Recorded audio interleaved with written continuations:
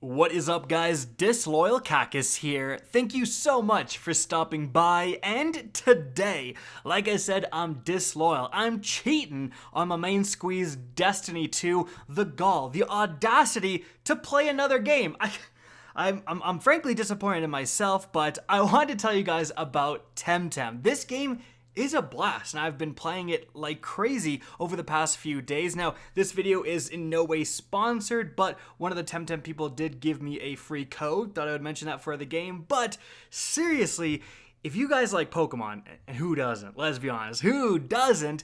You should seriously try out Temtem, because Temtem is, I don't want to say a Pokemon ripoff, because a ripoff has a negative connotation, but let's just say Temtem is strongly inspired by Pokemon, to the degree that the start of the game has you kind of awake in your parents' house, and it's your first day to become a Temtem trainer, and you go down to the lab to meet the professor, and the professor has you pick one of 3 Temtem. Sounds similar? Yeah, that's the exact beginning of Pokemon, and the layout of the game of catching different creatures, in this case Temtem instead of Pokemon, with Temtem cards instead of Pokeballs, slowly going and fighting dojos instead of gyms to unlock new abilities, like you have to unlock the surfboard to get able to travel on water and stuff like that. It's very Pokemon-esque, but in a good way, because Pokemon is a franchise that, especially as of late, has not necessarily been innovating. If anything,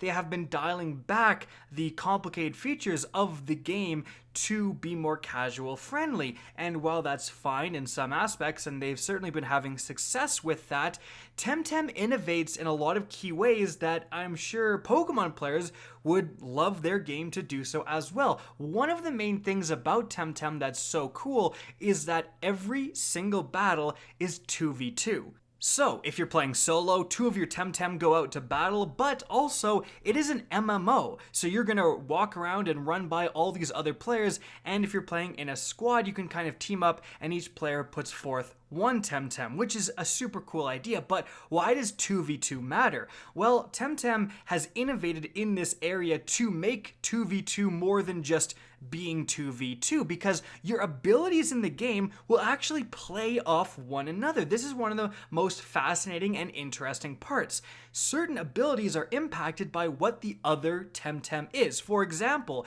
one of the Temtems, the water Temtems I have, has a water beam attack, or a high pressure water spew attack, whatever it's called. But if you are paired with a toxic ally, right, so like a poisonous Temtem, then if you use that water spray attack, it becomes like a toxic spray attack and it inflicts poison damage, whereas if I was paired with a non-toxic Temtem, it would just be a normal water attack.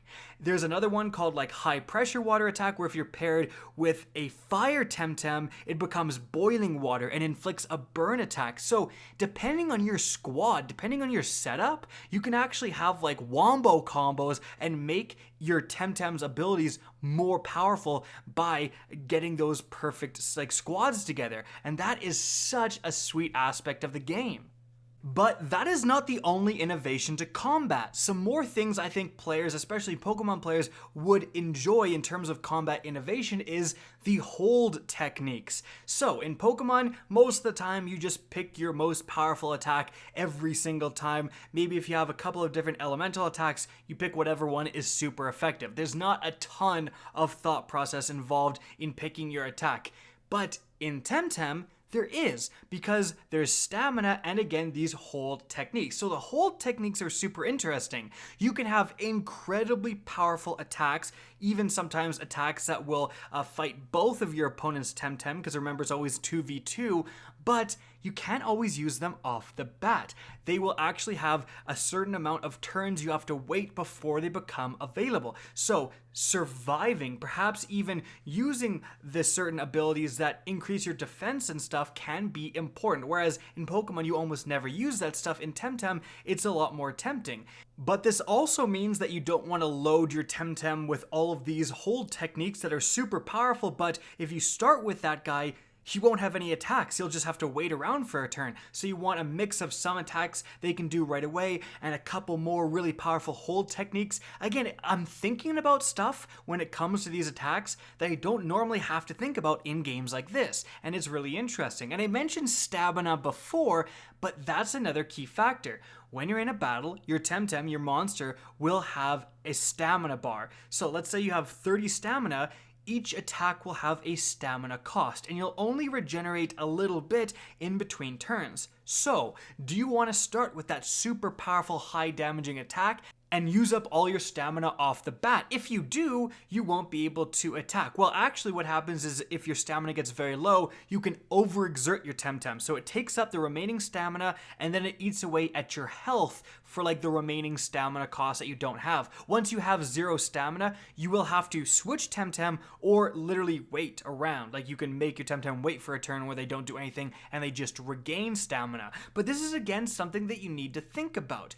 Do you use your super powerful attacks, and more importantly, which opponent's Temtems are you using your super powerful attacks on? If you recognize a really powerful one and you're like, I'm willing to bomb my stamina and waste it to get rid of this really powerful Temtem, like it's another thought process that's super interesting in this game. And all of those things combined, the 2v2 nature, the fact that you can augment abilities by pairing certain Temtem with others, the stamina feature, hold techniques, to make combat as a whole a lot more interesting and engaging. Fighting bosses and fighting, dojo leaders and storyline bosses and stuff like that, it feels more engaging, interesting, and frankly difficult than Pokemon. I mean, if you were going into the water gym in Pokemon, you get a leaf Pokemon, you're good to go for the entire time. You just spam one attack over and over and over again. With this, they've been sure to kind of mix up the dojos with a couple of different elemental types, so it's not that simple. And when you do overcome that boss, you feel like you actually had a part to play more in planning, which Temtem to put out at the right time, which to pair with each other. It feels, again, more engaging. It feels like you're involved more than just picking your most powerful ability every single time.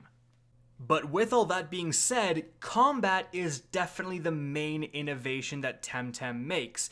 The rest of the gameplay loop is extremely similar to Pokemon. The exploration, the random encounters with Temtem that you'll try to catch. Like you literally are going through long grass yet again, you're on the water and you just get into random encounters with water Pokemon, you're in caves, you get in random encounters with the cave Pokemon, not Pokemon, Temtem, you see what I mean? Very similar in that base gameplay loop, aside from combat. And I wish almost there was a little bit more innovation there. I also don't like just how long it takes to level up your Temtem. You catch something new and you want to level it up, it takes just so long, grinding, random encounters, sometimes other fights with other trainers. And that's another somewhat annoying thing, is that the other trainer fights, while they're great for XP, and it's very similar to Pokemon in the fact that you're walking and you have, that random NPC trainer just looking forward across your pathway, and as soon as you cross their line of sight, they battle you.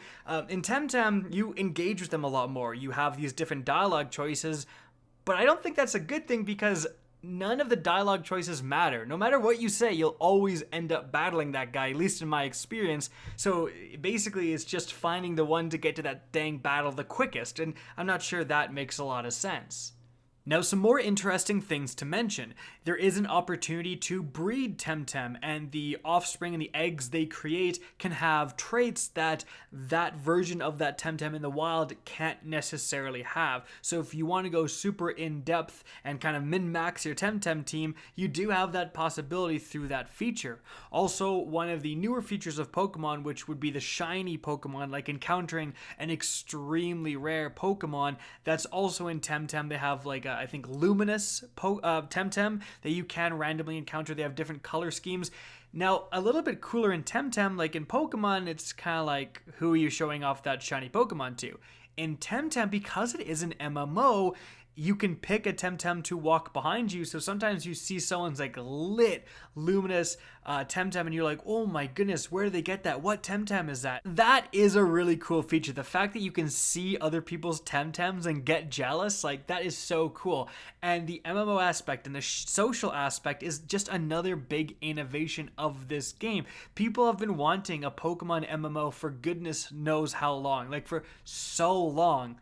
Temtem just came along and did it. They have that opportunity to go and challenge other players more easily, more readily, team up with other players. All that stuff is now a possibility because of this MMO nature, and it allows you to do and experience a lot of things that you kind of always wish you could in a Pokemon game.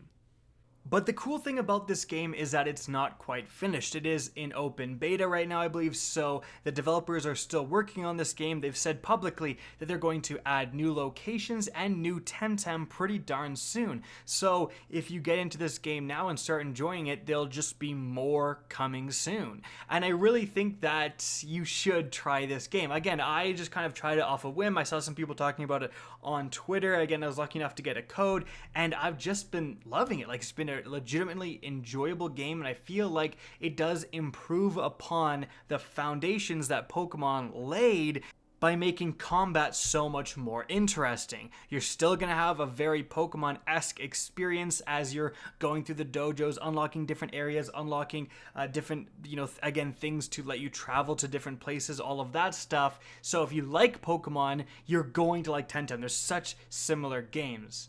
And hopefully at the end of the day, because of Temtem's innovation in certain areas, Pokemon will start stepping it up as well, and it's a win-win for all us gamers. Guys, that's it for the video. Just wanted to talk about this game. Hope you enjoyed, found this interesting. If you did, please remember to help me out by simply rating and especially sharing this video. If you guys want to see more Temtem content, let me know in the comment section down below. If you want to get in touch with me and keep up to date with the latest channel activity, the best way is to follow me on Twitter at RickCacus. That's linked in the description down below. Again, I hope you enjoyed the video, and as always, have a good day.